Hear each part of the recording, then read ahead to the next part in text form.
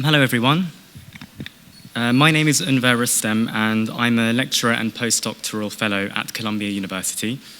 It's my pleasure to open today's third and last panel, Architectural Encounters. And before I continue, I'd just like to thank Professor Christiane Gruber for arranging this event and for inviting me to be here. As its name suggests, this panel will explore the architectural dimension of the issues we've been discussing. And we're going to hear about encounters with Islamic art, not only outside the Islamic world, but also within it. Starting us off is Professor Ulrich Marzolph. Professor Marzolph is Professor of Islamic Studies at the University of Göttingen. He's a scholar of extremely broad interest. Christiane describes him as a polymath yesterday. And his work focuses mainly on the popular literature, folklore, and narrative traditions of the Islamic Near East, especially Iran and the Arab world. And in this connection, he is a senior member of the editorial committee of the Enzyklopädie des Märchens, Encyclopedia of Fairy Tales. Please excuse my pronunciation of German.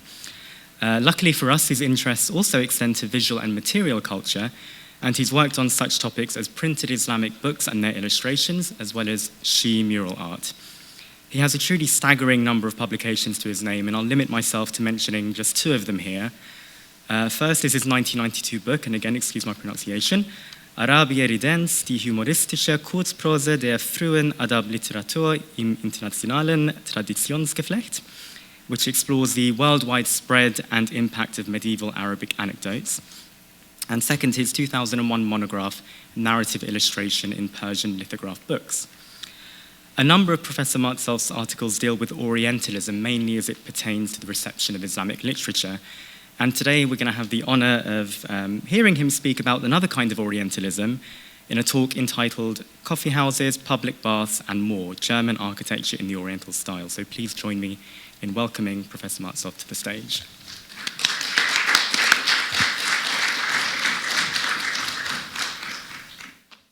Well, thank you for the kind introduction.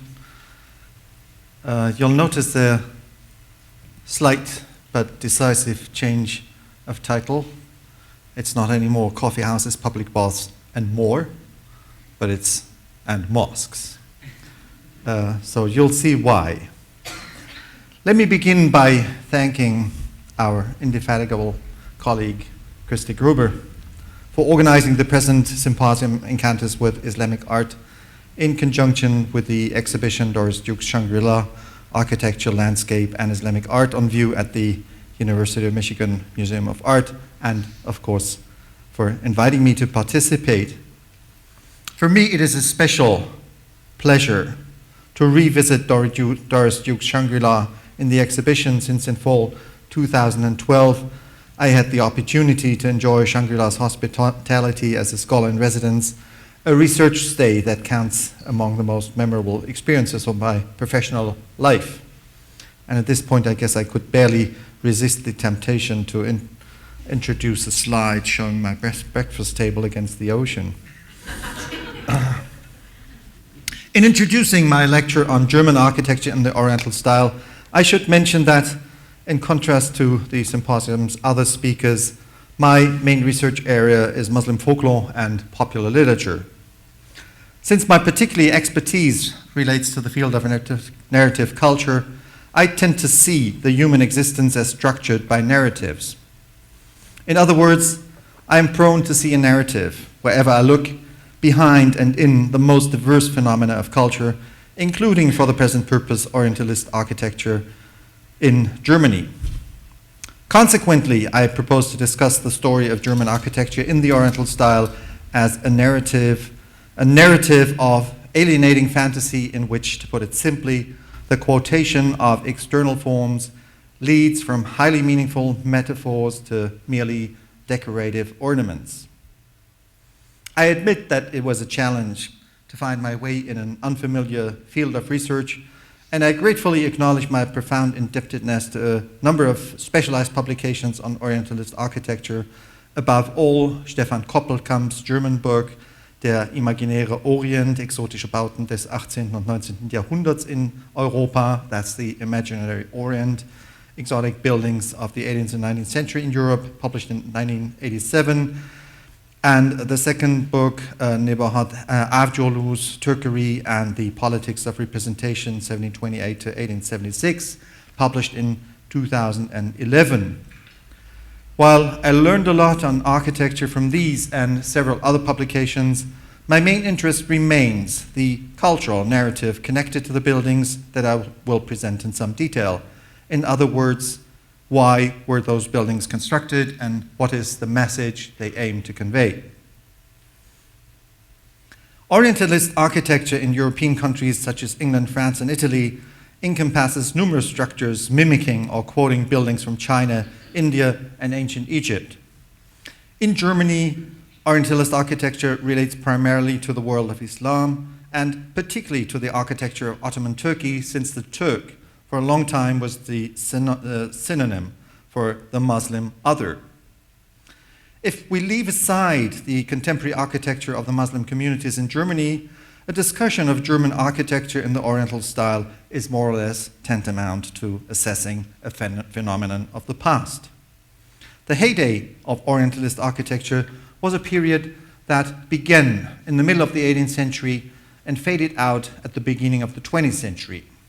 Many, if not most, of the lavishly executed buildings in the Oriental style in Germany have either fallen into ruins, have been destroyed during World War II, or have been willfully demolished in the 20th century.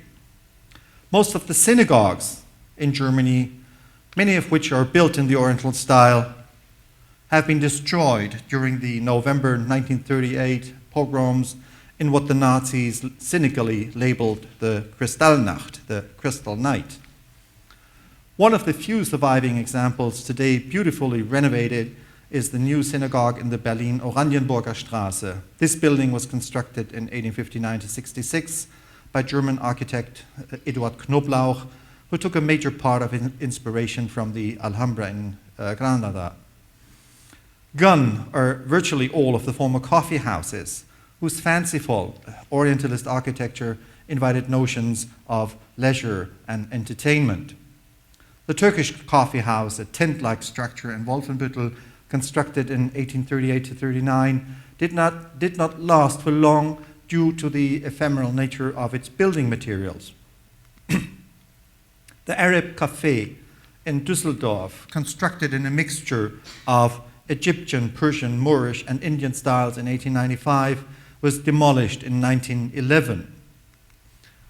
The Café Orient in Wiesbaden, constructed in a Moorish Turkish style in 1899, was demolished as late as 1964. Gone is also the public bathhouse in Stuttgart's Büchsenstraße, constructed in 1889 to 1892 in a Moorish Turkish style and famed for its diversified interior as a space of recreation in which nothing should remind the visitors of their toilsome daily routines. Having suffered severe damage from bombing in 1944, the bathhouse was demolished in 1952. Meanwhile, rather than talking about a past that is irretrievably lost, I suggest to introduce you to a few of the remaining buildings in the Oriental style in Germany, but let me start with a survey of how it all began.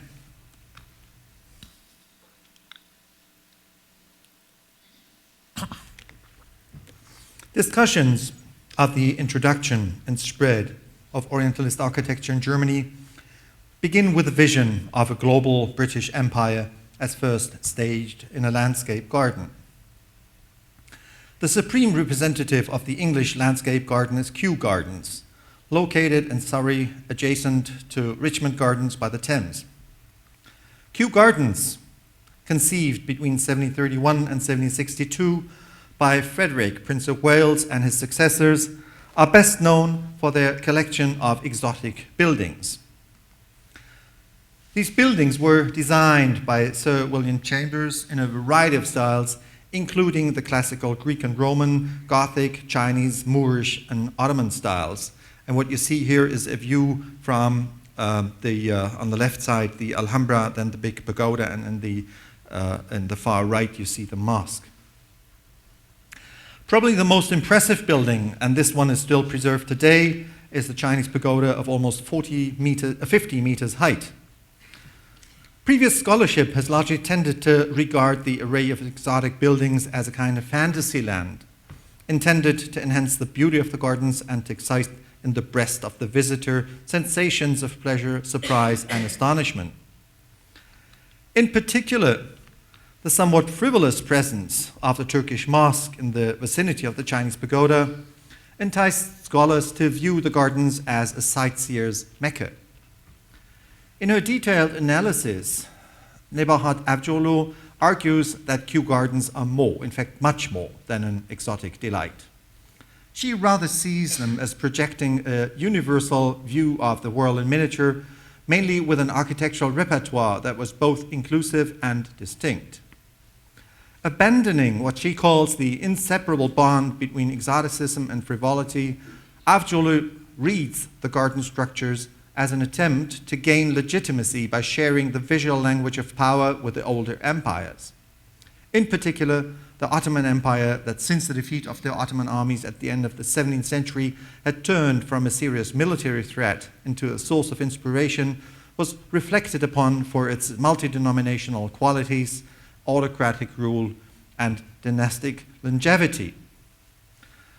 The mosque in Kew Gardens deserves particular attention since it inspired numerous mosque-like buildings that in the later part of the 18th and 19th century transfigured into garden ornaments all over Europe.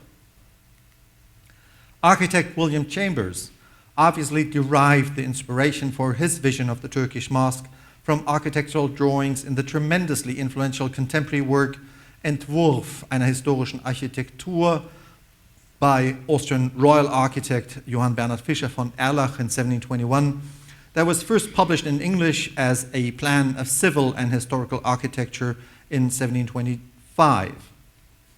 According to Chambers' own words, he has endeavored to collect the principal particularities of Turkish architecture in the design of the mosque. Consequently, he did not copy a specific building published by Fischer von Erlach, instead quoting architectural components of various buildings. Most likely, he copied the central room and the adjacent pavilions on both sides from the public bath in Buda, modern Budapest, and the specific pointed dome as well as the minarets from the mosque in Bursa. On the right side, you see the images from Fischer von Erlach. Avcıoğlu's interpretation that Chambers consciously built an imperial mosque, since, as she says, it was common knowledge at the time that only those mosques built by the Ottoman sultans were allowed to have large domes and more than one minaret, is, to my estimation, probably a little exaggerated. The same goes for her suggestion that one of the large Ottoman mosques in Istanbul, such as the Yeni Valide Mosque, completed in 1663, served as a direct model for Chambers. Whatever he did, Chambers decontextualized the original buildings, thus making the resulting structure available as a fantasy model of garden architecture that could serve all sorts of functions. More important than the inherently Orientalist architectural exploitation of an alien other was, however, the mosque's function as a metaphor for tolerance. At this point, the mosque in Kew Gardens merges with the grand narrative of enlightenment as a philosophical movement challenging traditional belief with reason and promoting religious tolerance in contrast to superstition and bigotry.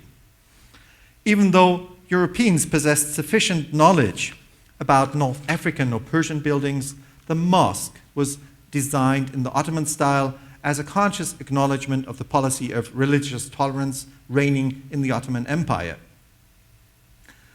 This idea, aptly expressed in contemporary literature such as Montesquieu's Lettres persanes, 1721, Voltaire's Mahomet, 1741, and Zadig, 1747, or Lessing's Nathan the Wise, 1779, was also propagated by powerful rulers such as, above all, Frederick the Great of Prussia, who declared consciously, and here I quote from Avcıoğlu, "All religions must be tolerated, and the sole concern of officials is to ensure that one denomination does not interfere with another, for everyone can seek salvation in the manner that seems best to him." Now, this was an enlightened ruler. He even ventured to say that, quote, "all religions are just as good as each other, so long as the people who practice them are honest. And even, listen, if Turks and heathens came and wanted to populate this country, then we would build mosques and temples for them. I wish German politicians of the day would listen to that. We should note that the mosque in Kew Gardens was never meant to serve as a place of religious worship. As a matter of fact, the first purpose-built mosque dedicated to Muslim worship in Western Europe was only established in 1880 in Woking, England. Similar to its adapted and somewhat fictitious exterior appearance, the mosque in Kew Gardens consciously lacked a clear and unambiguous attribution to the religion of Islam, or for that matter, any other specific religion. The Arabic inscription found on its facade reads, albeit somewhat fanciful, La ilaha illallah, there is no deity but God. Even though this text constitutes the first part of the Muslim profession of faith and is similarly found in the Quran, the formula is applicable to all monotheist religions, since it lacks the reference to Muhammad as the Prophet of Islam, a reference that alone would make the profession a specifically Muslim one. In this way, the mosque in Kew Gardens embodied Enlightenment thinking and consequently served as a powerful icon that was applied almost as a standard constituent of subsequent garden architecture all over Europe. Most of the garden mosques built in late 18th and 19th century Europe followed the model of the mosque in Kew Gardens. This model was widely publicized not only through Chambers' own publication describing the gardens and buildings published in 1763, but also by way of the periodical publication Détails des nouveaux jardins à la mode, details of new fashionable gardens by Georges Louis Le Rouge, that contained descriptions and copper engravings of the new gardens constructed by European aristocracy. Mosques in German landscape gardens to be quoted, unfortunately none of them preserved, include the mosque in Hohenheim in the vicinity of Stuttgart, constructed in 1778 by order of Duke Karl Eugen of Württemberg, who had most probably visited Kew during his travels to England in 1776. Another mosque called the Floride, and you see it on the left side on the lower image, in the nearby Fasanenhof, the pheasant court, that was perfunctorily masked as a temple of Flora, constructed by order of Duchess Sophie in 1796. We have a mosque in the gardens of Castle Weissenstein in Kassel, constructed in 1777 to 80, today known as Wilhelmshöhe, that was almost identical to the one in Kew, although it obviously had no minarets. And we had a mosque in Steinfurt, in the vicinity of Münster, constructed in 1780, whose interior, now on the upper left side, with a central placed canopy, bed and cushions in the adjacent pavilions, appears to indicate an erotic component of the Oriental fantasy. The most impressive garden mosque in Germany, fortunately well preserved today, is located in the gardens of the palace at Schwetzingen in southwestern Germany, the former sub-residence of Elector Karl Theodor of Palatinate, 1742 to 1799, who since 1777 also was ruler of Bavaria. The so-called Red Mosque in Schwetzingen was designed by architect Nicolas de Pigage, 1723 to 96, a mason's son who had been educated at the military school and the Royal Academy of Architecture in Paris. In 1749, ruler Karl Theodor initially appointed Pigage as manager of the gardens and waterworks, and subsequently made him director of construction in 1752. Pigage played a major role in a fair number of construction works for Karl Theodor, including his palace at Benrath, where Karl Theodor ruled as Count of Jülichberg. In the Schwetzingen Mosque, from the beginning of the extensive enlargement of the palatial gardens in the 1750s, there had been plans to add a Turkish garden opposite to the Orangerie on the garden's north side. You see the Orangerie somewhere on the upper right side, and the mosque is the building marked red on the upper left side. Serious works in this area only started in 1779, that is, after the court had already moved to Munich.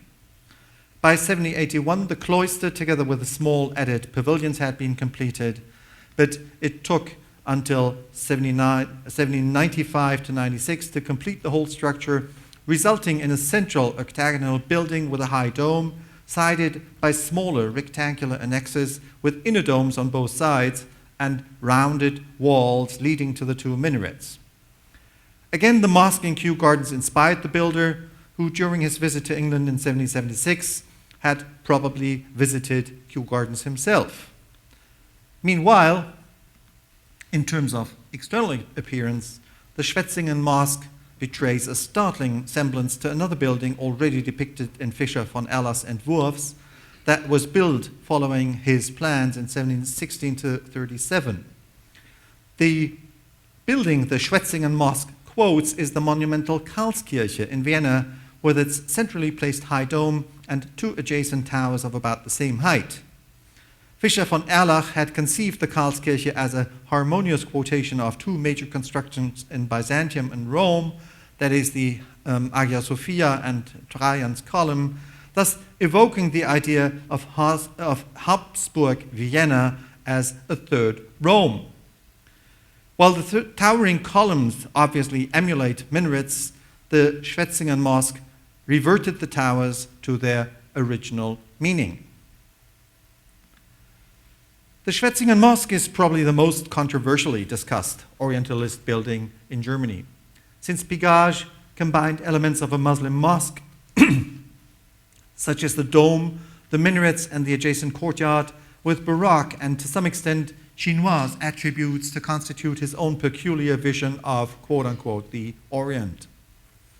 The inner design of the dome appears to derive directly from St. Paul's Cathedral in London, one of the most important Protestant churches. The silhouette, already mentioned, quotes the Roman Catholic Karlskirche that had been erected after the victory over the Ottoman Turks.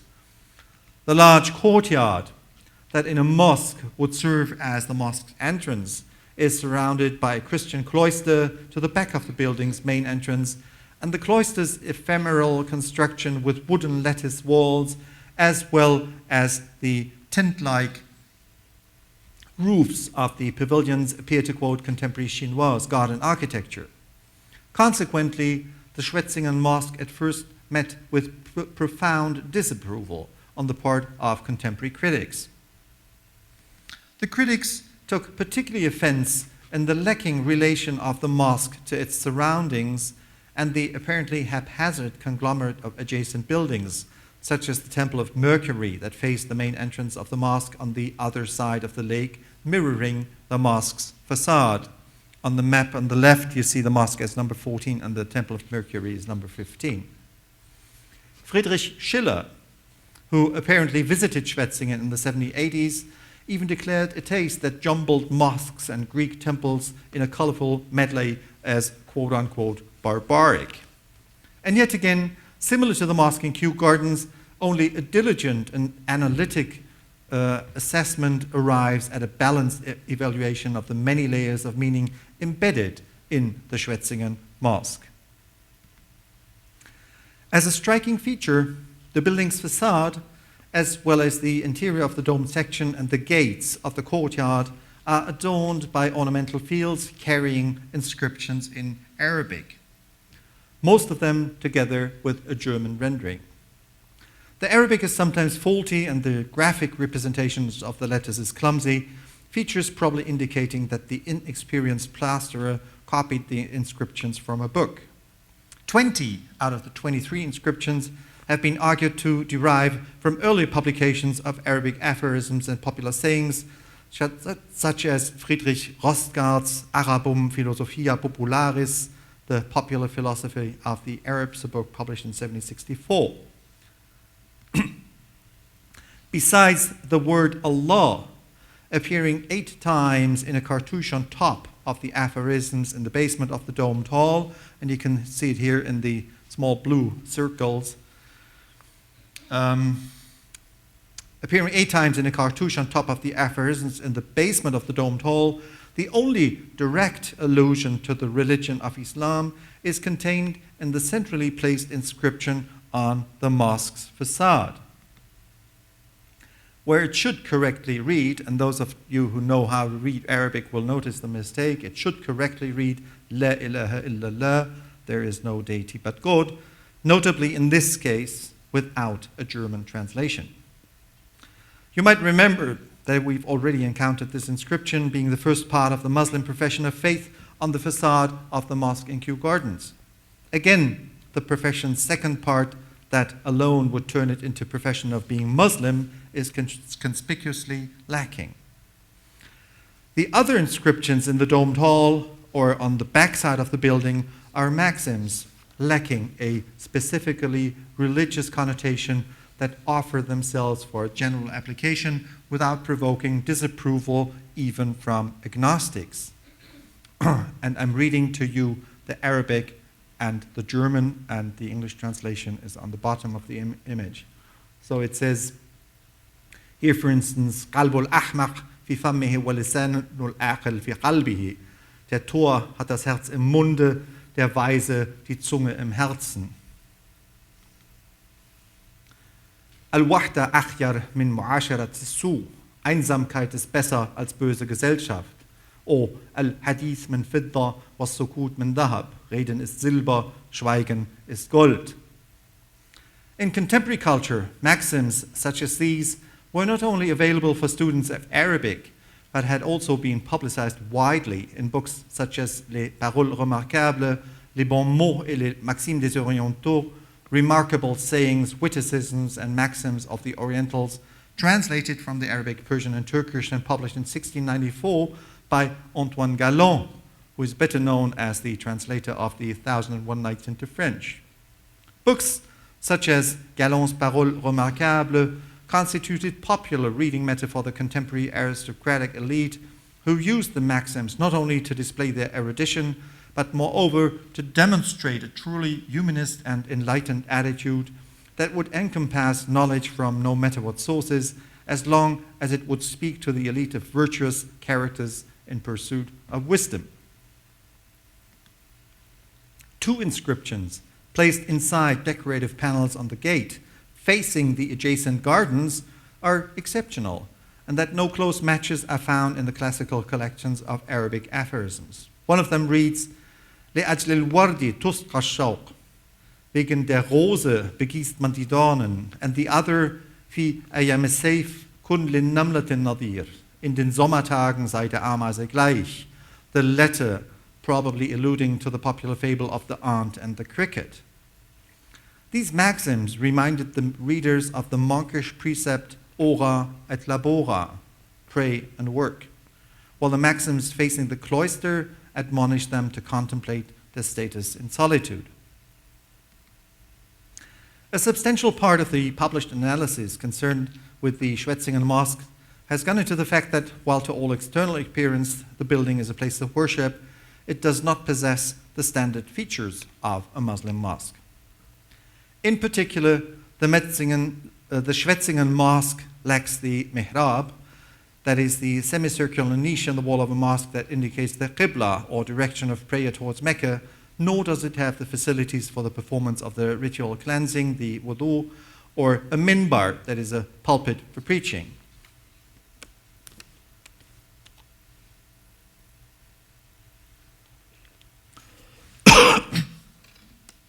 Even though this assessment is not exactly wrong, it misses the point in that the Schwetzingen Mosque was never intended as a monument dedicated to a specific religion.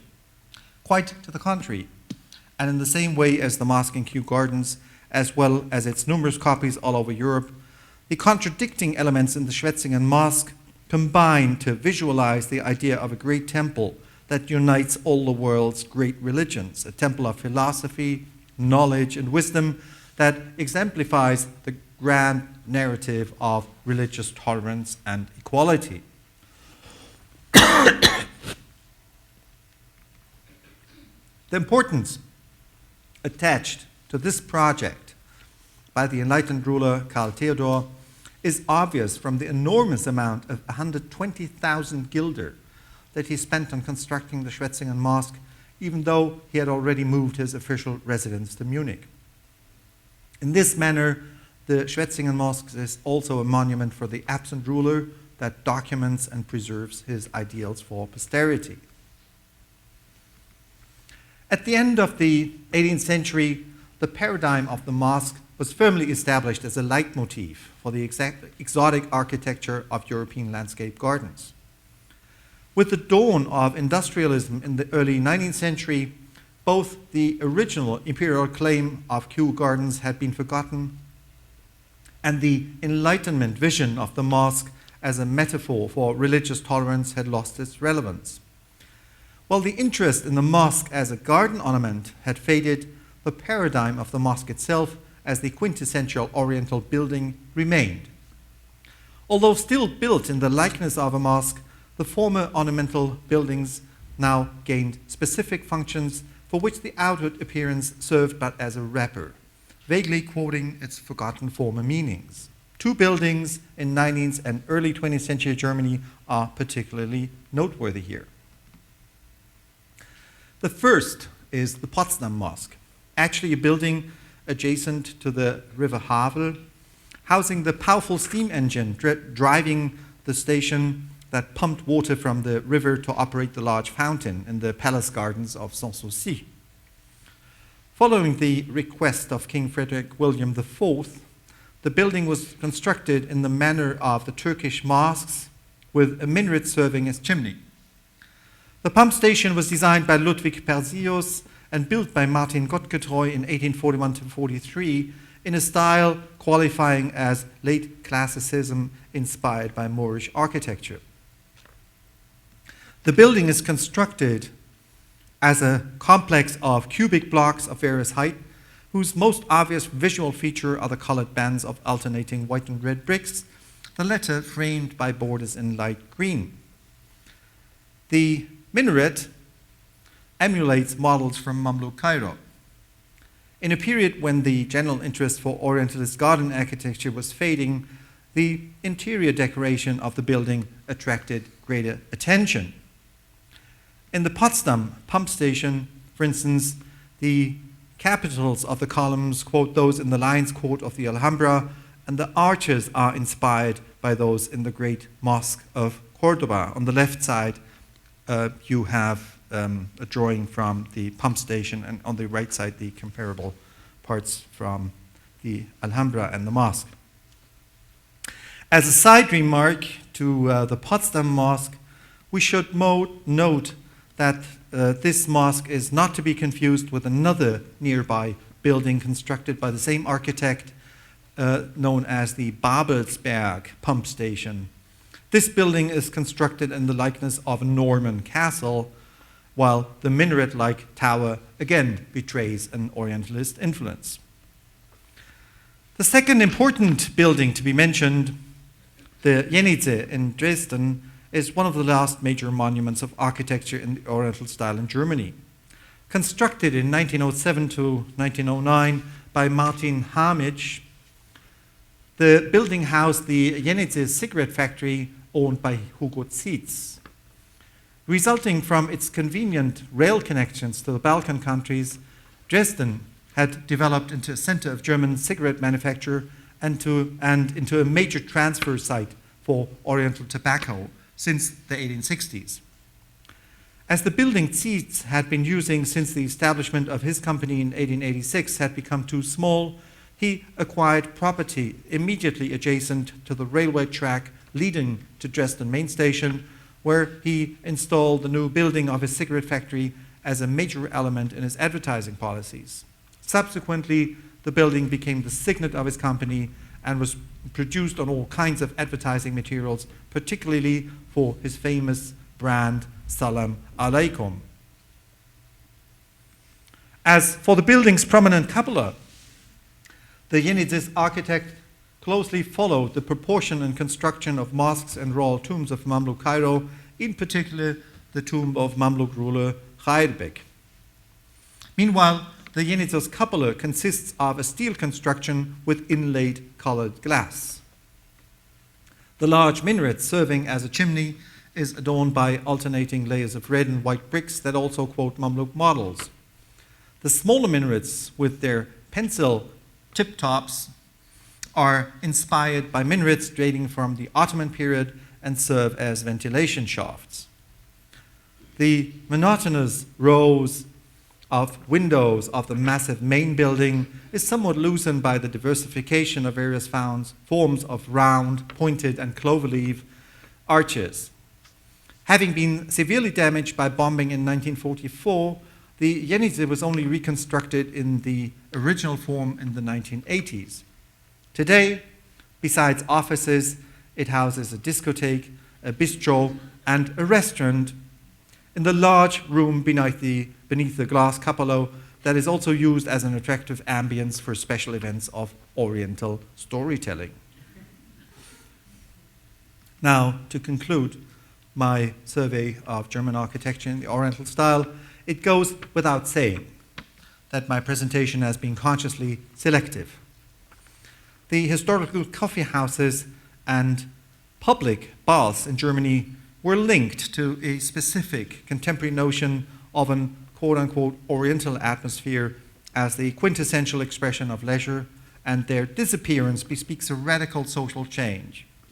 Meanwhile, the mosque has remained a powerful paradigm ever since its introduction into European architecture, even though it developed from a multi-layered metaphor of enlightened tolerance into a purely decorative ornament. Still today, mosques are the most obviously Oriental buildings in German cities, but now, rather than being Orientalist fantasies, they've been constructed by local Muslim communities and are being used as the places of worship they were originally meant to be. Thank you.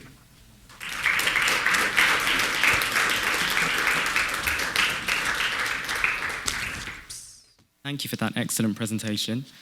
We're now going to hear from Professor Kishwar Rizvi, who is an Associate Professor of the History of Islamic Art and Architecture at Yale University.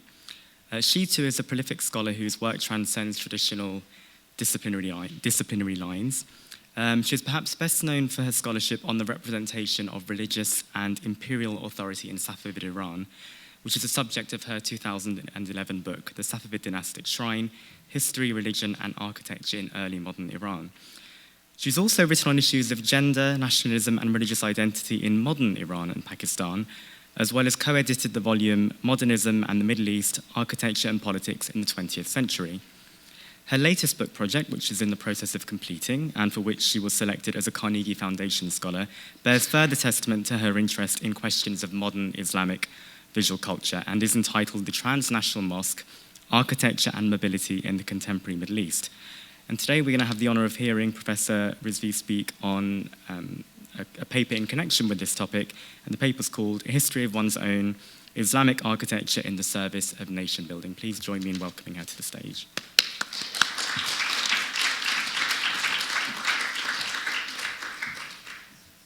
Thank you. Right, well, thank you everyone for staying, and I think it's wonderful to go at the end of such rich papers, but I'll try and, it's also hard to follow them, and I know it's been a long day, so I'll try and keep to time, and won't keep you from your coffee and tea and cocktails at the end of the day. All right, thank you, Christy, for inviting me. This has really been an exciting day, but I'm going to take you a little bit away from it. I think it works well with Professor Marzolph's talk. Dr. Oetker's Turkish-style pizza may be criticized for its Orientalist imagery, or it could be lauded for being integrationist. Importantly, in the context of this symposium and the previous talk, it reminds us that style is a very potent symbol of identity, in particular religious identity. As the papers today have amply demonstrated, objects and buildings were collected, displayed, and in some cases refashioned in order to construct historical narratives that spoke as much about the present as they did about the past.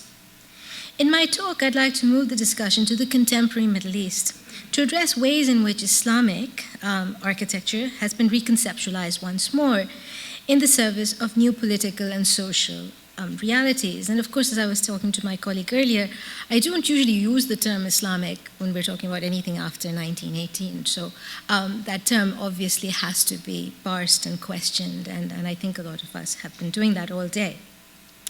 What I present are excerpts, as Dr. Rüstem mentioned, from a book that I've recently completed, and actually the correct title is The Transnational Mosque, Historical Memory and the Contemporary Middle East, with hopes that it provides a useful complement to the discussions so far.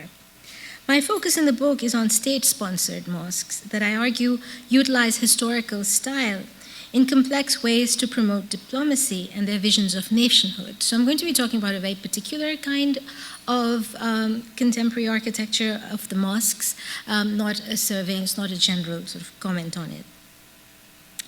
Mosques are a ubiquitous sight throughout the Islamic world, and wherever there are sizable populations of Muslims. However, at the turn of the 20th century, they have sometimes come to be associated with violence, and are seen as sites from which extremist ideologies are disseminated. Two examples come immediately to mind.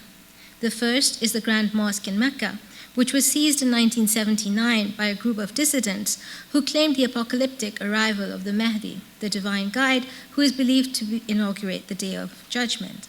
The second is the Red Mosque in Islamabad, and was the scene of a catastrophic showdown between the Pakistani army and the students of the adjacent Jamia Hafsa Madrasa in the summer of 2007. In both cases, the mosques, one ancient and the other modern, came to represent a resurgent, if not homogeneous, vision of militant Islam. They also demonstrated the manner in which the concept of historical time was mutated in ways that echoed the fragmented identities and loyalties of those involved in these confrontations. Saudi dissidents in the case of the Grand Mosque in Mecca, militant students in the case of the Red Mosque in Islamabad. The events seem to suggest an understanding of time as a continuum on a Mobius strip, circling back onto itself, not as a linear progression. In such an ideation, the Quran is used as a manual of contemporary law, and the end of time, strangely, echoes the mythical beginnings of Islamic history. Ancient practices and institutions are called upon to create a new world order through the discourse of religious revivalism, enabled through symbols disseminated by new technologies. Architecture serves as the physical embodiment of this mobility of meaning. The mosque is thus simultaneously a memorial to the past and an aspiration of what is to come. Let me first provide some context. In the early 20th century, and my colleagues have already raised this issue beautifully, the architectural production in the Middle East, as elsewhere in the developing world, was predicated upon emulation and engagement with Western forms of modernism, in which emphasis was laid on projects that furthered the image of nationhood or statehood, such as educational and government buildings. Depending on the country and its political leanings at the time, choosing the historical moment for architectural representation was a very self-conscious act. For example, in early 20th century Iran, and you see one right here, Islamic architecture was seldom given much attention. And in fact, actually, that's an interesting correlation with what Keelan presented, that it really goes into the realm of preservation in a very different way. Instead, monuments from the Achaemenid and Sasanian periods, that's from the 6th century BCE till the 7th century, were renovated and served as inspiration for modern buildings. State mosques began to appear as symbols of a nation's links to its Islamic past. Soaring minarets and hemispherical domes dotted the landscape of modern capital cities from Islamabad to Kuwait City. This period also coincided with the dissemination of mosques built for diasporic communities. Although mosques had been built, as my colleagues showed earlier, in Western Europe since at least the 19th century, the idea of an ambassadorial monument denoted a new role for the mosque and its architectural manifestation. For example, you see the Paris Mosque above, conceived of in 1895 and realized in the 1920s, was, quote, intended to emphasize the close ties that existed between France and its colonies in North Africa, namely Morocco, Tunisia, and Algeria, unquote.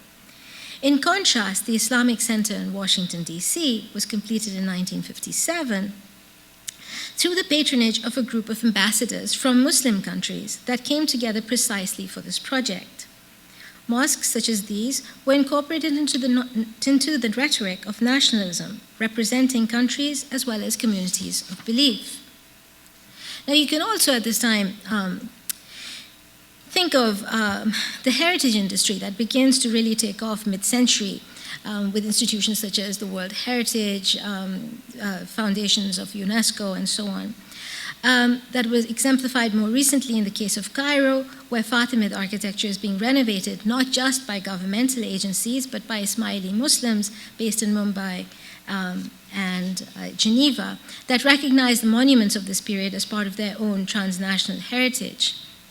I don't know if I'm going to see this, but you can see right here, this whole third of the building has been expanded and has been added onto very, very recently. Once again, architecture and religious identity are intertwined and provide historical foundations, not only for issues of heritage and preservation, but also contemporary design, and that's something I want to talk about next. Islam is central to the experience of statehood in the Middle East in particular, but also in other countries throughout Asia and Africa, where a majority of the citizens are obviously Muslim. Whether institutionalized within the laws of the country, as in the Islamic Republic of Iran, or relegated as separate status in theory, in the case of Turkey, today religion has reclaimed its place in the public sphere to an unprecedented degree. In the past 40 years, religious identity has come to play an increasingly central role in public discourse, where Islam serves as a galvanizing form of socio-political expression. New patrons, such as we see here, promoting religious ideology as a source of political agency, have sponsored whole-scale reinterpretation of traditional building types. Similarly, greater emphasis has been laid on institutions that represent and augment Islam, such as mosques, madrasas, and community centers. Several modern mosques employ tradition as a starting point of their design. However, their styles move beyond the simple repetition of form. Not only are older motifs reinterpreted, but the very function of a mosque the very functions of a mosque are altered in order to respond to social change. The 1970s were a watershed moment which witnessed the end of the Soviet occupation of Afghanistan and the beginning of the Islamic Revolution in Iran. The following decade saw the rise of the Welfare Party in Turkey and the conclusion to the Iran-Iraq War. This was a period of intensive mosque building throughout the Muslim world. For example, the Kingdom of Saudi Arabia, under the charismatic leadership of King Fahd bin Abdulaziz, established a mosques project overseen by the Ministry of Hajj and Awqaf, that is, the ministry overseeing the Hajj pilgrimage and charitable endowments, quote, for the development of a contemporary traditional mosque architecture in Saudi Arabia, unquote. And of course, this is a point to think about and to, again, something we could discuss, is the sort of seeming oxymoron of contemporary traditional mosque. Those three words, do they all go together? For example, the architect, Abdul Wahid al-Wakil, was commissioned to design mosques inspired by the Mamluk architecture of his native Egypt that were formally traditional and aesthetically modern. And what does that mean? I'll come to that in a moment. At this time, the kingdom also began its global sponsorship of mosques as a way to expand its political influence and simultaneously disseminate Salafist religious goals. The notable example, of course, that you see in front of you is the Faisal Mosque in Islamabad, designed by Vedat Taluqe and completed in 1988. Here, the Saudi government also appoints the prayer leaders and provides the fundamental educational literature, that's also sometimes called propaganda. In such cases as this, the mosques are extensions of the donor country, sites for propagating ideology, and also home to covert political machinations. The historical style serves in many cases as shorthand for ideology. It is a conscious decision undertaken by the builders and patrons of transnational state-sponsored mosques.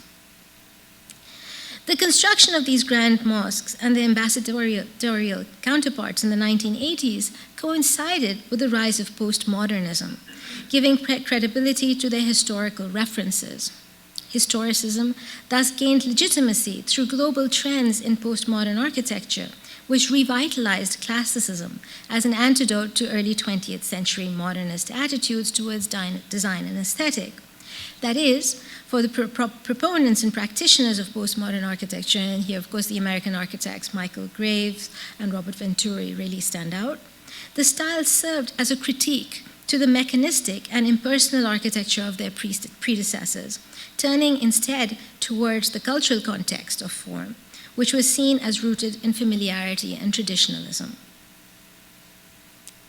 Indeed, the prestigious annual Dryhouse Prize of the University of Notre Dame, which recognizes a leading practitioner of classical or traditional architecture, has become one of the foremost prizes that are given to contemporary architects, excuse me, was awarded in 2009 to Abdul Wahid Al-Wakil. The Dryhouse jury commended Al-Wakil, whose, quote, and I'm quoting this from the awards publication, his quest for indigenous architecture using materials beneath his feet is based on traditional Arab designs and local craftsmanship. It is at once classical, beautiful, and sustainable, honoring his heritage both in design and construction techniques, advancing that tradition through his own ideas and ideals, unquote. In this commendation, Al-Wakil's oeuvre seems at once traditional and timeless, the neo-Orientalist characterization, no doubt unintentional, but telling nonetheless. I want to take us to a different site and focus with a few examples that I think really bring this point home. So this is my second half of the talk. I'm going to focus on Turkey. Excuse me. The 21st century is conceived by the Turkish Republic as its own, both in terms of political influence and economic prosperity. Expanding its global reach from Turkmenistan to Washington, D.C., the country serves as a patron and an ally, as well as a negotiator between diverse religious and ideological spheres. The Turkish diaspora has an important presence in countries such as Germany, as my colleague just showed us, and its workers are helping to develop the industries of several post-Soviet republics in Central Asia. Diplomacy and power are wielded through several means, foremost among which is the patronage of cultural institutions. Mosque building, in particular, has been an important tool for the current government, whose Islamist links are a source of pride as well as condemnation in Turkey itself. The neo-Ottoman style of these mosques may be viewed as a reflection of the country's expansionist ambitions, or as the recuperation of a past severed in the secularization movements of the 20th century. Both interpretations would be correct. However, their significance is dependent on specific geographical and nationalist contexts, one of which, of course, is going back to Germany. The Şehitlik Cami, or Martyrs Mosque, excuse me, is located in an area of Berlin that is primarily populated by Turkish immigrant communities. The immediate location had served as a Muslim cemetery for almost 200 years prior to the construction of the new mosque that I'm going to speak about, including as the burial ground for the grave of the Ottoman intellectual Ali Aziz Effendi, who died in Berlin in 1798. The city thus had a Turkish presence from at least the late 18th century. Turkish guardsmen had been part of the entourage of the Prussian rulers, and it was for them initially that the Muslim cemetery and mosque were built in 1866. The land was enlarged in 1921 to accommodate Turkish soldiers who had come for treatment to Germany during World War I. As the immigrant population in Berlin grew, so too did the need to create a space of worship for the Turkish Muslim community. Thus, in 1996, a new mosque was commissioned for the Şehitlik Cemetery by the Turkish Islamic Union for Religious Affairs. And this is a German institution, but it's overseen by the Ministry of Religious Affairs based in Turkey. The new mosque was designed by Hilmi Sinalp, an architect based in Istanbul, who was renowned for his neo-Ottoman style mosques. And as you may know, of course, in 1995, the Refah, or Welfare Party, had a strong parliamentary presence in Turkish politics until it was disbanded in 1998. And this is sort of the environment within which this mosque and the other ones that I'm going to talk about was conceptualized. And I think it sort of speaks to this style.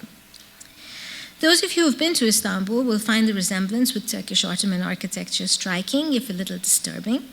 Indeed, the mosque is meant to evoke the works of the 16th century architect Sinan. The Şehitlik Cami, while complying with German building practice, is revetted in tiles and marbles brought back from Turkey. And this is a postcard that you see in front of you that's sold in the mosque.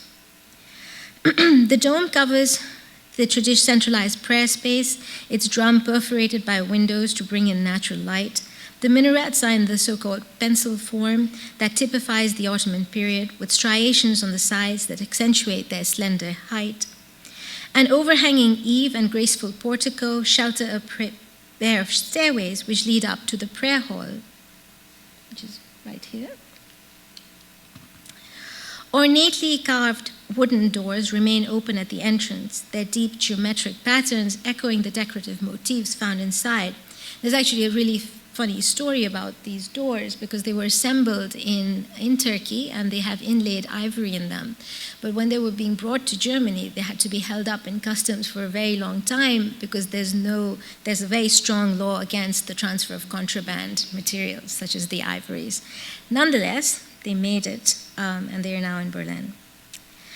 We can speak about this building at length, but the Şehitlik Cami is not the only subject I want to draw your attention to, intriguing as it is.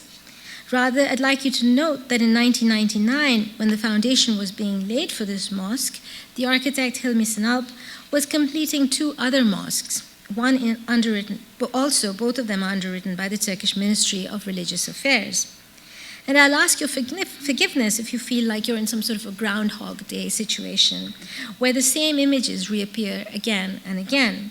Indeed, Sinalp does repeat himself constantly.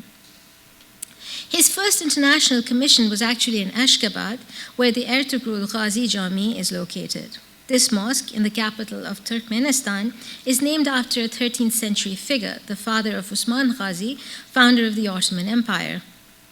Completed in 1997-98, the mosque was built to serve the large community of Turkish expatriates working to build the newly independent republic. Since the breakup of the Soviet Union in December 1991, Turkmenistan has itself sought to align itself with other Muslim countries, and with Turkey in particular, with whom it shares a, quote, Turkic identity and Sunni faith. In this broadened, if anachronistic, view of Turkish history, the Mosque of Ertugrul Ghazi, in this broadened, if anachronistic view, the Mosque of Ertugrul Ghazi represents the spreading, on the one hand, of a self-conscious link with history, and on the other hand, it represents the homogenizing tendency of the Neo-Ottoman style. The Imam of the mosque is appointed by the Turkish ministry, thereby assuring that the beliefs of the central government are consistent throughout the diaspora and its zones of influence. It's also a very good way of spying on the local diaspora. The consistency of the architectural language, Neo-Ottoman, similarly reiterates the power of the government, whether catering to its citizens in Berlin or Ashgabat, or inviting new allies in the broader Turkic community of nations. Sinalp's work does not end in Central Asia, but continues east to Tokyo, Japan, where in 1998 the foundation was laid for the Tokyo Jami and Cultural Center. The accommodation of the name change, that's adding the term cultural center, is clearly in order to deflect from the primary reason of the mosque, which is the dissemination and affirmation of Turkish Muslim faith. The website of the mosque states that it was inaugurated on June 20th, 2000, quote, as the place where tradition and future blend together, unquote. In 1998, approximately 70 Turkish craftsmen were dispatched to Tokyo to work on the interior and exterior embellishments, while the structural aspects of the mosque were overseen by the Kajima Corporation, a Japanese firm. As the patrons and builders constantly remind us, the mosque is inspired by historic Ottoman architecture, but it is entirely modern, both in terms of materials as well as function, thus the term cultural center. The foundation stone is most telling, written in Turkish, English, and Japanese, and you'll see that the transliteration of the Turkish script, this is the Turkish script, into Arabic is also very curious, and I'd be curious to know from those of you who are native speakers what you make of that. It's precisely in the realm of language that we may begin to glean some insight on these three disparate, if seemingly similar, contexts, that is, Berlin, Ashgabat, Tokyo. In each case, the buildings have distorted the meanings and iconography of Ottoman architecture. That is, for example, the number of minarets and balconies were highly charged symbols of hierarchy in the 16th century, as Gul Runeşoğlu has shown us, here altered to convey Turkey's newly formulated Islamist ambitions. However, the new Ottoman style is hardly an export commodity alone. The capital, Ankara, is home to the most impressive of the neo-Ottoman mosques, the Kocatepe, that I want to speak about next. But as an aside, I'd like you to note that this is not the official capital mosque. That honor is preserved for the Parliament Mosque that you see here, designed by Behruz and Can Cinici, and completed in 1990. It's a fascinating example of the manner in which Ottoman style is still used as a point of reference, but here the plan is exploded according to the architects. Here you can see this is an original plan of an traditional Ottoman Sinan-like mosque, and this is a drawing from the architects and the way in which they deconstructed and come up with this new plan that's exploded. And of course you can see that they've abstracted it. The minaret is now reduced to a platform, and the dome is this sort of pyramid instead. It's a really interesting building. But back to the larger, more visible commission, which is the Kocatepe, which first broke ground actually in 1963 in Ankara after a competition in 1957, which resulted in the selection of a design by Vedat Dalokay and Necat Teklioglu. The design, which you see here on your left, this one, was a combination of modernist sensibility and traditional Ottoman form. Although the structure was still, without doubt, recognizable as a mosque, the abstraction was not met with favor. The foundations were torn down and the project was abandoned under the pretext that the reinforced concrete shell structure was unsafe, and it's true, technologically it's a difficult thing to do. The design would later, of course, interestingly enough, be bought by the Saudi government to build the Faisal Mosque in Islamabad. And instead of this shell, they used these planks instead, and thus referencing tents. Somehow that's supposed to be the connection to the Saudi government. The Kocatepe Mosque, in 1967 then, another competition was held in which the winning entry was designed by Hüsrev Tela and Fatih Ulungin, both of whom shared an architectural training that paid homage to traditional Ottoman architecture. Finally, Ankara was to have an imperial mosque, but one whose ambitions exceeded expectation. The design had to fulfill, of course, basic requirements by including space for prayer and ablution, as well as for accommodating the customary rituals of circumcision and death. In addition, new functions were introduced, such as an auditorium to accommodate 600 people, a library, a supermarket, and a car park to hold 800 vehicles. And what you see here is the entrance into the supermarket. It's called the Gindik, and this is how you get into it. The whole base of the mosque is, in fact, a combination of a parking garage and a supermarket. After several years of delay, owing to political and economic changes, the mosque was finally completed in 1987, 20 years after Tela and Ulungin's design had designed. In the course of these 2 decades, much had also changed in the cultural landscape of Turkey, which had witnessed, as I'd mentioned earlier, the establishment of an overtly Islam-identified political party. In 1970, actually, the National Order Party of Necmettin Erbakan, and a military coup in 1980 by the army. With the election of Turgut Özel in 1983, the Islamist Motherland Party came to power with the mandate to merge a Turkish Islamic synthesis in the public and political arenas. Although the Motherland Party was soon replaced by Erbakan's Welfare Party, with a greater emphasis on economic development and social institutions, the culture of public participation had been altered to include Islam as a defining force in local politics and foreign relations. The Kocatepe Mosque is considered the largest Neo-Ottoman mosque in Turkey. It sits upon a hill in a busy, mixed-use neighborhood of Ankara.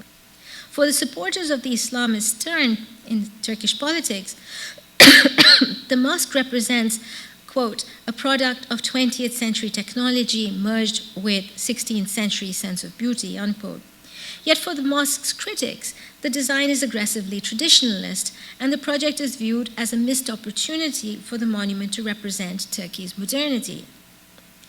Now, we may debate the merits of this neo-Ottomanism, but it is an important force in the current national politics of Turkey, as the unfortunate events of Taksim Square made evident last May. Nonetheless, this historicism is not limited to Turkey alone, as the previous examples have suggested. Current events in North Africa and the Middle East amply demonstrate that allegiances in the Islamic world are often based on the perception of shared histories, of language, ethnicity, and religion. Architecture, in particular that of mosques, manifests such connections by referencing historical periods and building styles, as well as by enabling the rituals of inhabitation that augment the practice of religion.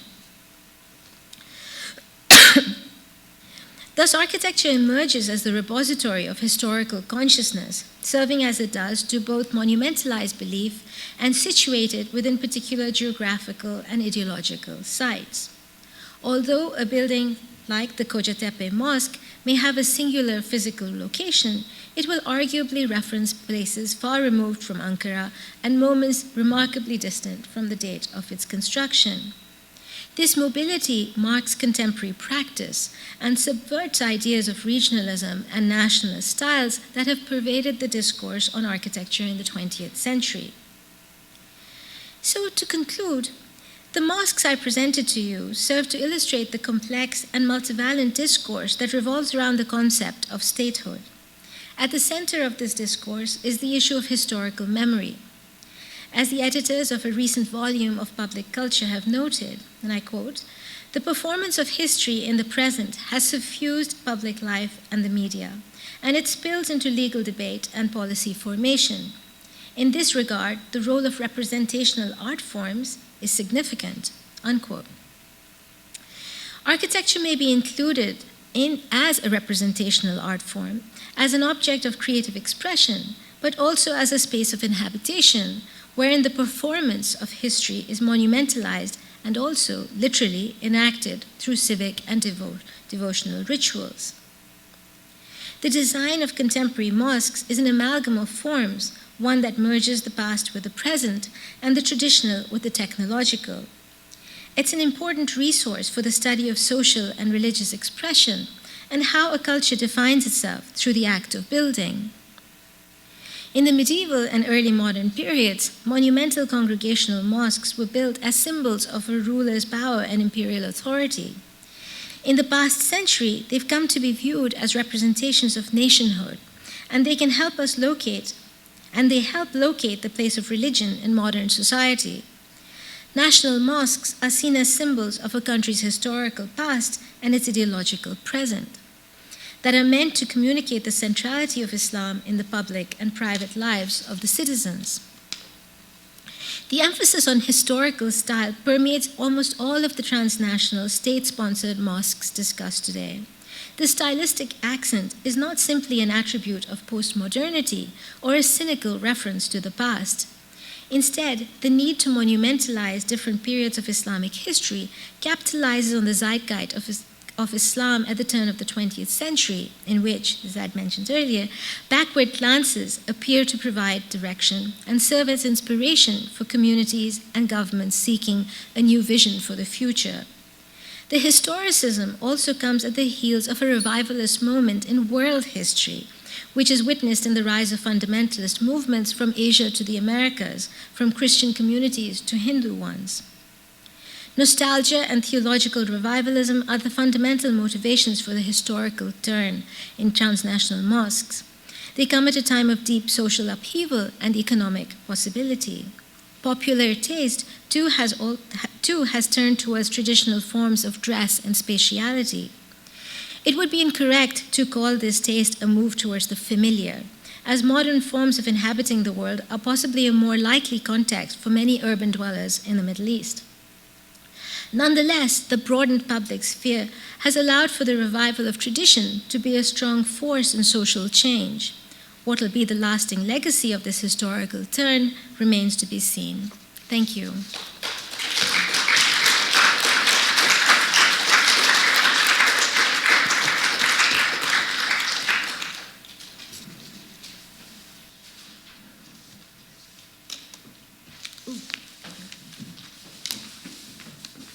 Thank you very much for another excellent talk. So I'm going to try to draw together some of the points that these papers raise, and I think they worked very well in tandem with each other. And I'll ask a few questions before I open the floor. If we were to take a crude view of the papers, we could argue that we're dealing with two very different modes of engagement with Islamic architectural models. So we could argue that on the one hand, we're seeing Orientalism from the outside by people for whom these traditions are not sort of native, while on the other, we can see a reclaiming by Muslim people of their own heritage. Now, of course, the talks sort of brought out the fact that it's really not this clear-cut, and there are many grey areas, and I'd just like to sort of hint at some of those or mention them.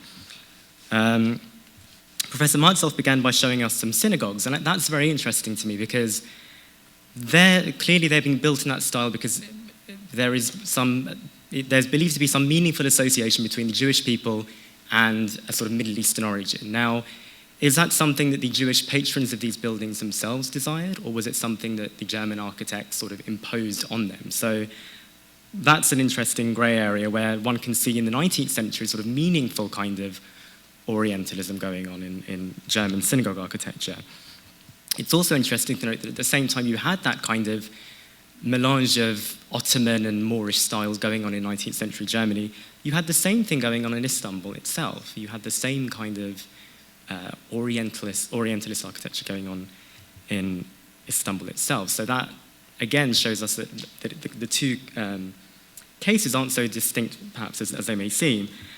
And that leads nicely into this sort of modern Turkish neo-Ottomanism. And, isn't that a form of self-Orientalism, one could argue? This inability to sort of let go of the past. These backward glances, I think, to borrow Professor Rizvi's term. And this sort of oxymoron of the contemporary traditional. So I wonder if that might also not be deemed a form of sort of self-Orientalism on the part of sort of modern Turks. And of course, it all converges quite nicely in Germany, where you have the Turkish diaspora and that pizza box, which interestingly, of course, shows the Hagia Sophia. Hagia Sophia doesn't actually show an Ottoman building. Well, it shows a building that became an Ottoman mosque, but was actually a Byzantine building. So that's interesting to note.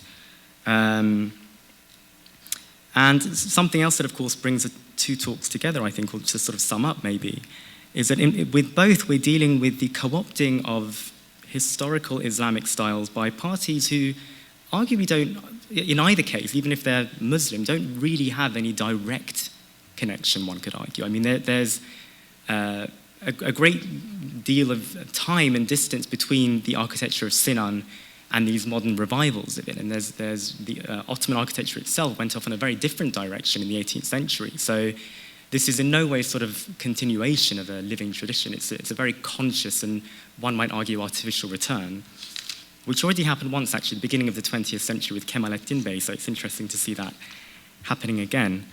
A couple of questions now. I'll begin with Professor Marzolph. So this idea of the sort of garden pavilion mosque being a metaphor for enlightenment is a really interesting one, and I have to admit that in my own scholarship, I tend to sort of downplay the seriousness of these kinds of buildings, but actually the way you presented it really makes me at least sort of reconsider that, because your kind of analysis of the epigraphy really shows that there is something more meaningful going on. The fact that the second part of the Shahada is left out, these sort of Arabic sayings that are used as sort of general precepts that one might apply to all civilizations. I think it's a very interesting take on the material. I'm just wondering though, is there any evidence in contemporary responses? So if you have people talking about the mosque at Kew, do they themselves hint at the fact that they're seeing these buildings as somehow metaphors for enlightenment, toleration, etc.? Because of course, you find lots of discourse at the time that doesn't present Islam in a positive light and that sees it as backward and all the things that the Enlightenment was against. So I'm interested in sort of how you square that with your reinterpretation of the mosques. And then what do you think perpetrated the switch? So what was the turning point? At what point did these, or why did these hitherto sort of seriously viewed buildings then start being viewed as more frivolous? Because, starting as early as the Brighton Pavilion, you have a much more playful take on mosque architecture. So what do you think sort of brought about that switch? And then my questions, Professor Rizvi, are, can we see in this neo-Ottomanism a sort of parallel to what we saw with the Safavid tile work earlier? So, that lends itself very well to decorative applications. Is the Ottoman mosque now being sort of viewed as the religious building type par excellence because it's very serious looking, it's very sober, it's grey, it's not the playful decorative kind of Islamic art we're used to, it's a much more serious kind of Islamic architecture. So, does that account for its application in areas outside Turkey? I know the diaspora is responsible for lots of it, but it's interesting that, such a large Neo-Ottoman mosque appears in Turkmenistan and in Japan as well. By the way, the inscription on the Japanese mosque, it's in Ottoman, and then below it is just a... So that's the transliteration? Below is the Latinized transliteration of the Ottoman, which is a very amusing inscription, actually. And then my other question to you, it might be a bit unfair, but if not the perpetuation of these traditional styles, then what? I mean, what other fruitful avenues do you think, or what alternatives do you think there are to this kind of architecture? Do you see anything out there which might provide useful directions, or do you think it's just something that should be sort of left to each country and people to decide on their own? So they're my questions. I'll take a seat now. Do I take the mic with me? No. Well, thank you for the comments and questions. It's interesting that you pointed out that the first image I showed actually was a Jewish synagogue. It occurred to me that I should put it somewhere, so I put it at the beginning rather than putting the bathhouse first and the synagogue last. The interesting question is, I did not go very detailed into reading about the synagogue architecture, but the amount I read is they never discuss the belief of the architect. I mean, you're perfectly right in saying it was German architecture, but what does that mean? It gives you no clue whether they were Christian architects or Jewish architects. At the same time, I think in relation to Kishwar's paper, you mentioned the term self-Orientalism, which could also apply there. I mean, many of the Jewish mosques, Jewish synagogues that were destroyed were built in a sort of Moorish style. Now, what does that refer to? I mean, it's very difficult to tell, but obviously it would apply to some kind of vague notion of an Oriental whatsoever origin. I think there's many questions to be asked in that respect that still need very, very detailed research. Now, you were asking for contemporary responses to the mosques in Germany? Or in Kew as well. I mean, whether there is anyone who sees these buildings at the time and sees this sort of Enlightenment metaphor that you... Yeah, well, the trouble is, first of all, that most of these mosques are not there anymore. So, I mean, there's no response to Kew, there's no response to all the garden mosques I showed. The only one that's still existing is the one in Göttingen. I mean, sort of contemporary written... Contemporary, I have no clue. I think they were frivolous from the very beginning in that respect, that they were never meant to be a religious building. And the writing of the first sentence of the Muslim profession of faith is a pure acknowledgement to, an outward frame that is never actually filled with a religious meaning. And the interesting point there is, of course, the disregard of the actual meaning and the use of a mosque in its original or authentic context. They just went for form.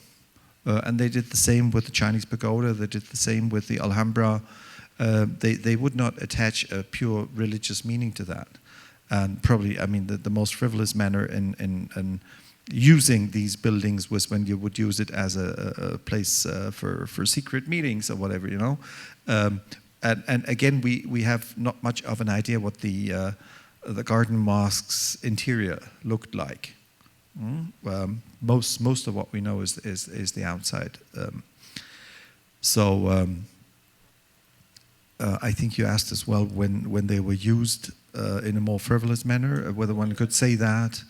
What I meant was I think you were suggesting there was a moment in the 18th century when these buildings were taken more seriously than we tend to think of them, and were viewed as sort of meaningful metaphors for sort of certain desirable Ottoman values, at least. And I'm just wondering, and then you said sort of by the 19th century those more serious meanings were forgotten, and yes. And I'm wondering what you thought brought about that switch.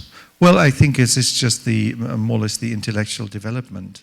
I mean, the end of the 18th century, you were still in the period of Enlightenment. Whereas when particularly industrialism took over in the 19th century, that interpretation of the buildings was more or less relegated to the past and forgotten. I've myself found it very interesting to read those quotes by Frederick the Great, you know, inviting the Turks to come to Germany and build their mosques, and if they don't want to build them, we would build them for them. This is a spirit that was the spirit of the day, and that since has been turned to, let's put it mildly, a very different direction, because the last image I showed with the Cologne mosque, there were heavy disputes whether that mosque should ever be built, and whether it should ever be built in that format and that structure and everything. Something I find very interesting in terms of response to the mosques in Germany, and that refers at least to the Schwetzingen Mosque, and to some extent also to the Jenitze, out of all places, I mean, which was a cigarette factory from the very beginning. The research literature tells you that the Schwetzingen Mosque was actually used as a place for prayer twice in history. I remember one of those cases refers to Turkish prisoners of war who requested a place for praying, and they say, okay, you can use that one. The other occasion, I don't remember whether it was simply visitors or so. But then Avciolu, in a paper she writes about development of mosques, also says that the Berlin Muslim community requested the Jenitze to be used as a mosque, which in some ways is simply a hilarious request, you know, because it's simply not equipped to be used as a mosque. But that is also part of the response to these buildings. Is Schwetzingen Qibla facing, if you know? Pardon? Does Schwetzingen face Qibla, the mosque, if you know? Oh, no, definitely not. It does not even have any clue. Okay, thank you. I'll ask, excuse me, I'll answer your question backward. In terms of what's the alternative to these mosques, this is the Zayed Mosque in Abu Dhabi, which also does a similar function of historicism. Certainly, I think there are many different ways that one could think of a mosque that is modern, and there have been historically some not too many, like the one, I'm sure this is sort of the survey of Islamic architecture kind of a statement, but there's one in the White Mosque of Sharifuddin in Kosovo, and so we had yeah, I think so. So there have been examples of modernist mosques, and I think there's nowhere does it say that you have to have a dome and minarets.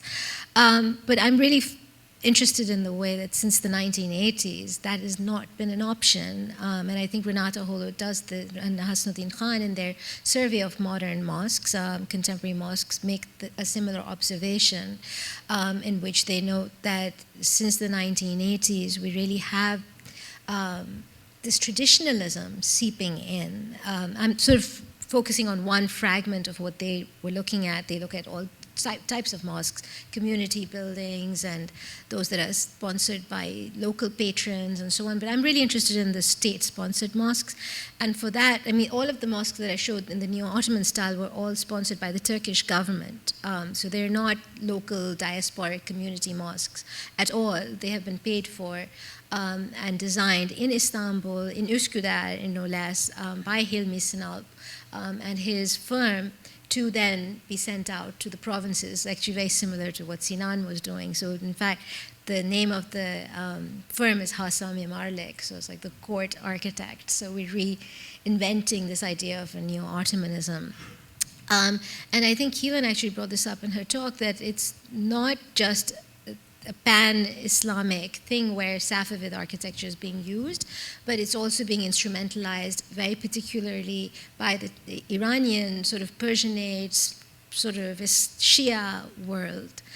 So you will often see that these mosques have been sponsored by the Iranian government in its spheres of influence. So in my book, that's what I'm talking about, the ways in which these spheres of influence that are set up by particular governments use history as a way of propagating their identity, but also their alliances. They use them as diplomatic gifts and then recreate a certain type of image in which history is central.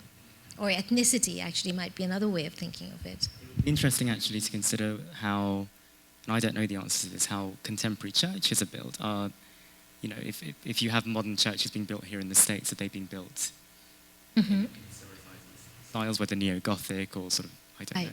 I don't know as much about the Christian context, but I know that the Hindu context, that is definitely the case, that you have these new temples that are being built that are completely ditto copies of historical styles.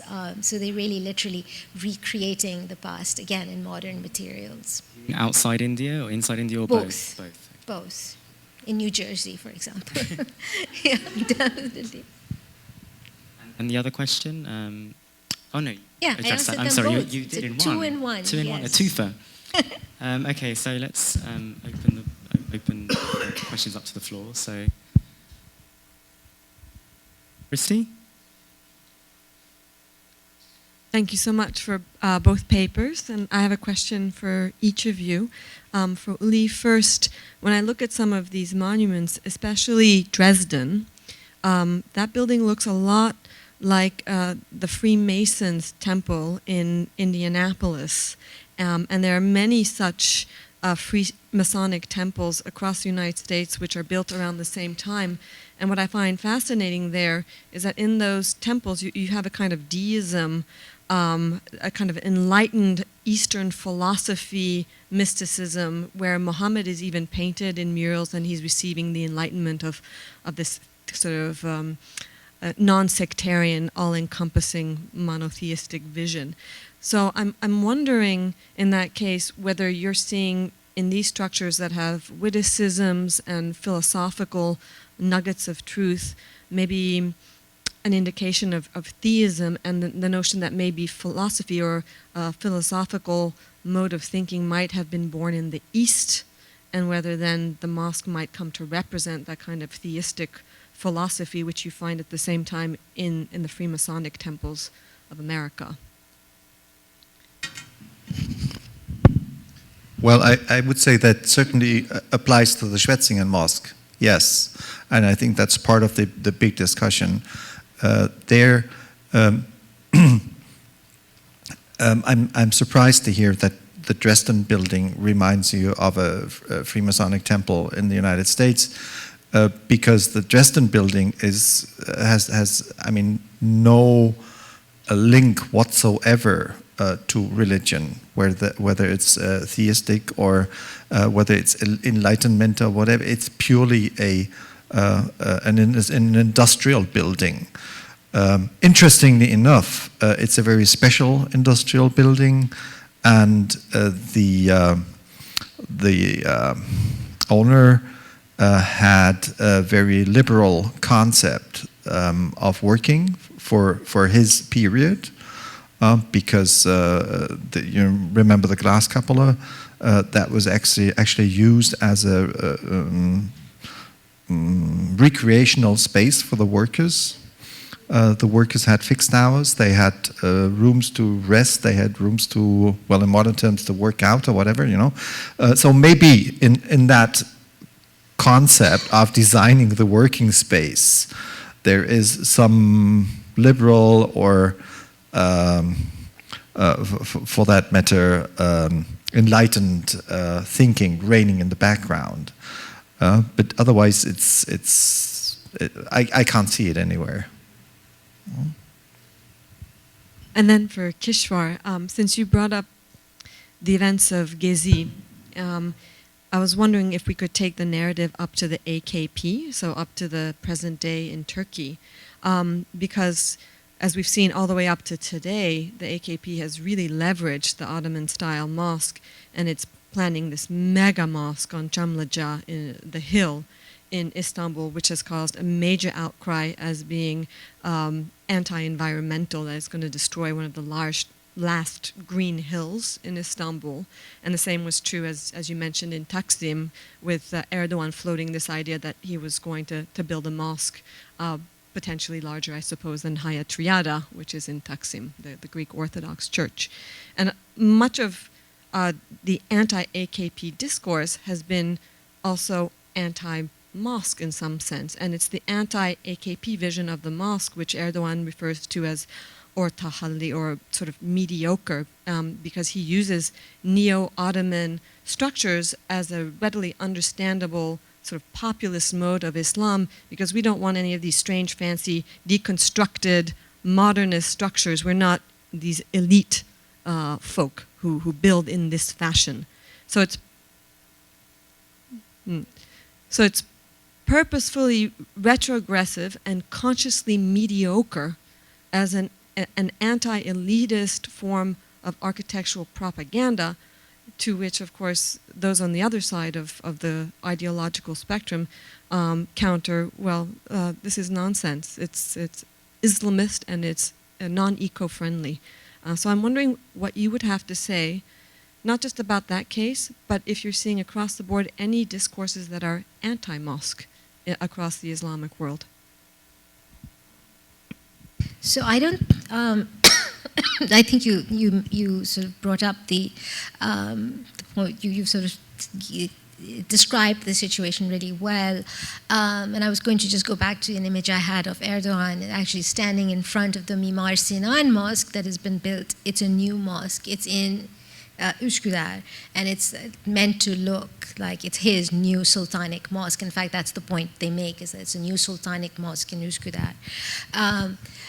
So in these, the mosque is sort of it's a very dangerous object, right?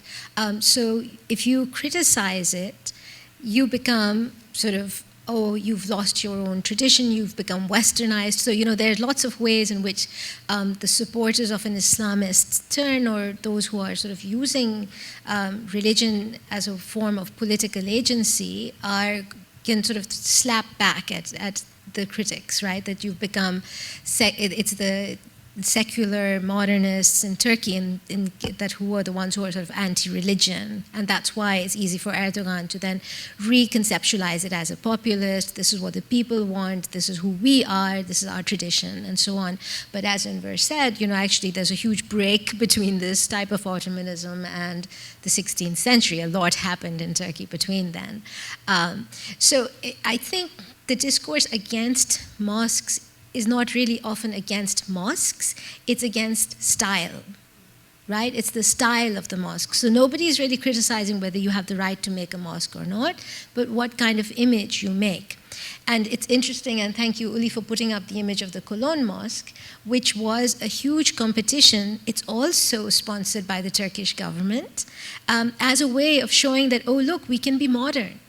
Right? So we don't have to be just Neo-Ottoman, and that's the way they're now turning towards. So saying, oh, then there's the other mosque by Zeynep Fadlioglu, who's done the interior of it. Actually, that's a private mosque. But so they're trying to complicate it a little bit more and allow a little bit of room within the Neo-Ottoman discourse. But the war is on style, and that's also part of the reason why. The secularists, modernists have really rejected it whole scale, and I think it goes against their argument, because I think rather than saying, yes, you can be religious and modern, they also create this kind of dichotomy that it's either religion or modernity, and I don't think that really works in their favor. Right? So somebody like Erdogan actually, as did Khomeini, and others will always say that Islam is modern. It's not antithetical. These buildings are modern and Muslim. So that's the argument that the Islamists give always. They never are anti-modern. I just want to come with two very quick points. Oh, sorry. Let me just add that to the Cologne Mosque. I mean, whatever wars they were raging in the context of the Cologne Mosque, the one you mentioned on style is probably within the Turkish community, but of course there was a big other war ranging. I mean, in Cologne you have, I think, what is probably the largest Christian dome in Germany, and in that place,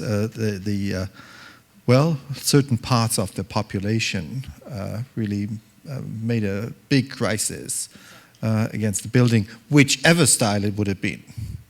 Whichever style. So that was a big discussion going on. You know that. Yeah. Exactly. Yeah.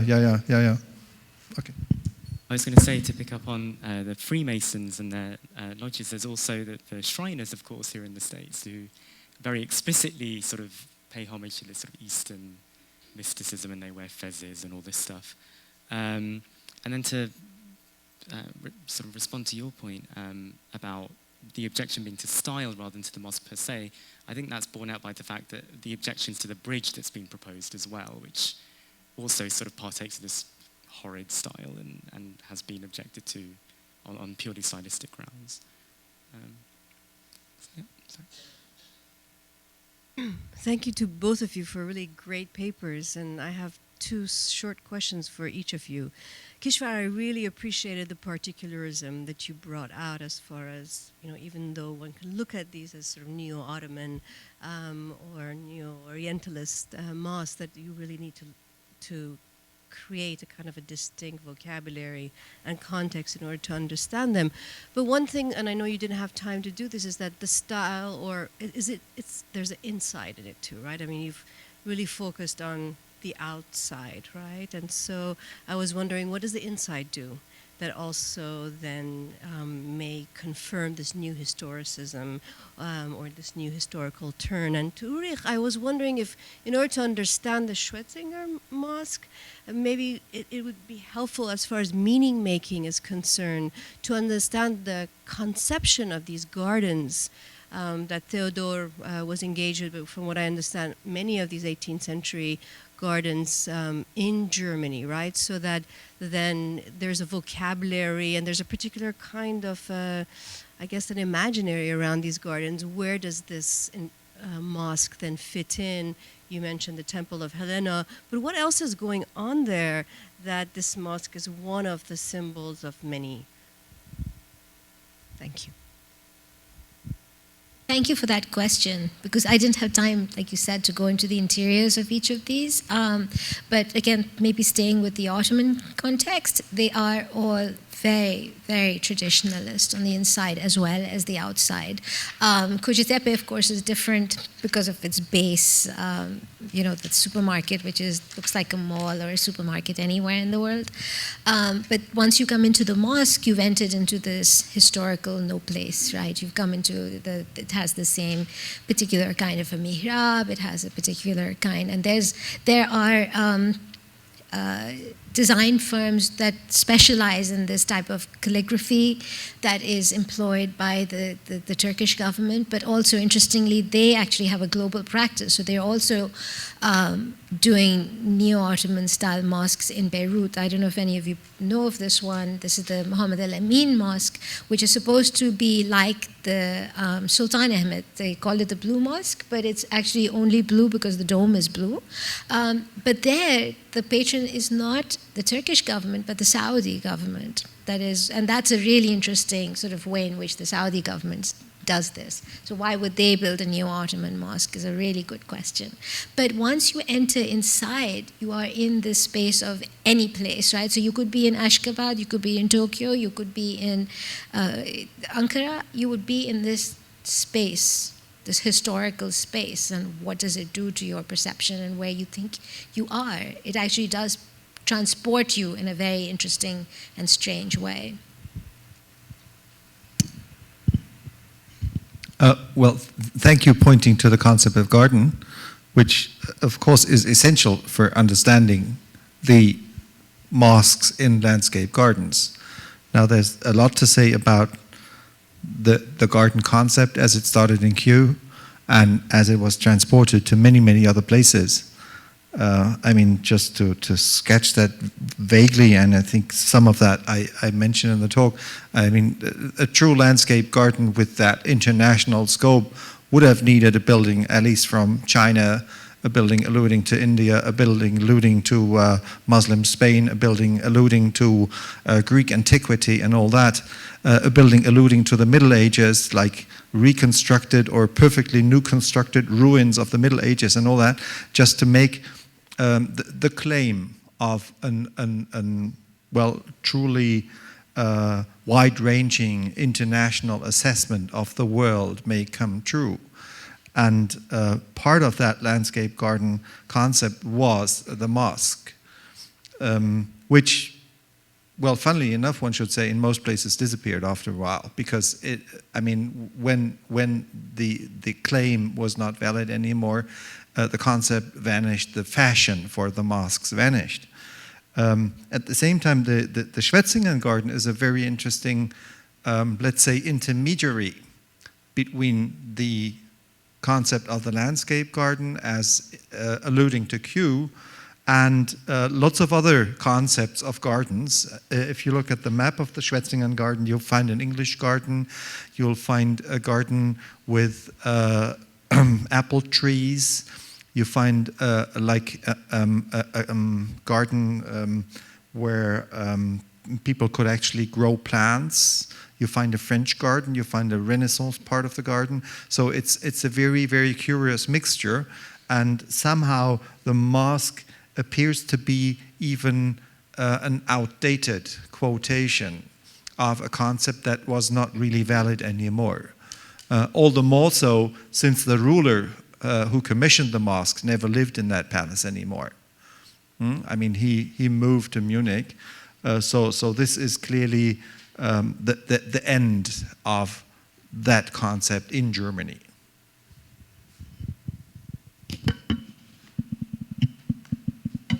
Yes, I noticed a few gaps in sort of what these various governments are casting back to in terms of the early history. With the Saudis, I took note of the mosque in Islamabad that sort of looks like a big tent, sort of casting back to the first century AH. With the Ottomans, they're casting back to, well, we took this major conquest, and it sort of reflects back to there. I guess I'm wondering is, do we not see sort of a neo-Abbasid or neo-Umayyad style because these nations are at war or have been recently at war? And I guess I want to ask one question about one particular mosque, and I don't know if anyone knows anything about it. There was a mosque built across in Granada, Spain, in the Albaicin, the old Arab quarter that overlooks the Alhambra. And this was the first mosque built that created this huge stir in Spain. And I'm just wondering, does anybody know who funded that and what style it's reflecting? I don't know it. I think it's Saudis. I think it's Saudis. I don't know. I don't know. You've seen the mosque? I haven't seen the mosque. So there's a thought that it might be Saudi money. Style is it in? You've seen it, you said. Historicizing? I think it was a very spectacular building. It's a very modest one. At the same time, it just caused an uproar because it was seen as sort of reappropriating something that the Christians, thought had been irretrievably lost to the Muslim community. So getting their foot in the door, I think that was the main incentive for protest against that mosque. Now it's there, and I think at the moment it's not a big question anymore. Same thing with the mosque or the proposed Islamic Center in New York. You know, the name of it being Cordoba was seen as somehow trying to evoke this Umayyad imperialism and all this stuff. Any other questions? No? Okay, so thank you everyone for a wonderful day, very, very productive. And thanks again to Christy for organising it all, so thank you.